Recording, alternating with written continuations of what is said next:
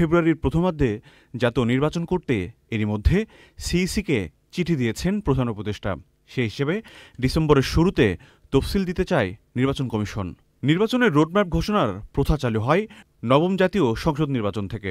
দ্বাদশ জাতীয় সংসদ নির্বাচনেও ১.৫ বছর আগে রোডম্যাপ ঘোষণা করে ইসি। নির্বাচনকে সামনে রেখে রোডম্যাপ নিয়ে কথা বলেন ইসি সচিব। আমরা আশা করছি আগামী সপ্তাহে আপনাদেরকে আমাদের নির্বাচনের রোডম্যাপটা দিতে পারবো, সো দ্যাট আপনারা আপনাদের প্রস্তুতি এবং আমাদের প্রস্তুতি সম্পর্কে একটা ভালো ধারণা পাবেন। সুদীজনের সঙ্গে সংলাপ, আপনাদের সাথে সংলাপ ইত্যাদি, যেটা আইনবিধি সংশোধনের সম্পর্কে যাবতীয় তথ্যগুলো আপনাদের ওখানে দেওয়া হবে। ভোটার তালিকা, নির্বাচনী আইনের সংস্কার, দল ও অংশীজনের সঙ্গে সংলাপ, সীমানা নির্ধারণ, দল নিবন্ধন, সরঞ্জাম কেনাকাটা, প্রশিক্ষণ, মুদ্রণ ও আইনশৃঙ্খলা সভা, নির্বাচনী কর্মকর্তাদের নিয়ে সভাসহ তফসিলের আগে ও পরে করণীয় বিষয় থাকে এ রোডম্যাপে।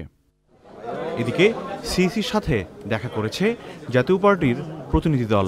পরে নেতারা বলেন, জাতীয় পার্টিকে নির্বাচনে অযোগ্য ঘোষণার সুযোগ নেই। নির্বাচনে অযোগ্যতা ঘোষণার জন্য যেসব কন্ডিশন আছে নির্বাচনের আইনে, আরপিওতে, তার কোনোটাই জাতীয় পার্টি পড়ে না।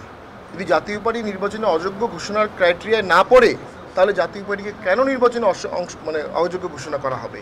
আর নির্বাচন মানেই তো সকল দলের অংশগ্রহণ। জাতীয় পার্টির আরেক অংশের নেতারা যে কাউন্সিল করেছেন সেটি বৈধ নয় বলেও দাবি করেন তিনি।